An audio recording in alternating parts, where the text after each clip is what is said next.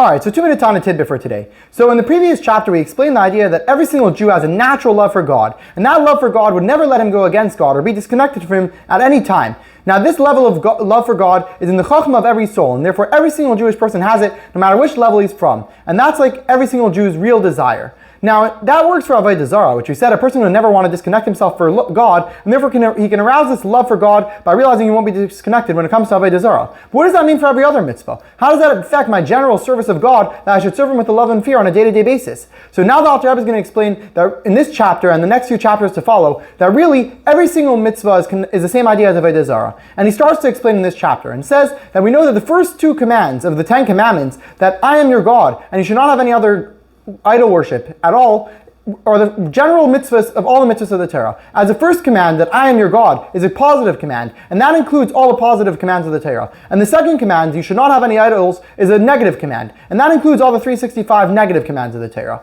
And this is why we heard these 2 statements from God himself, even though we heard the rest of them from Moshe, because really within these 2 first statements includes the rest of the Torah as well. So it's like we heard the entire Torah from Hashem.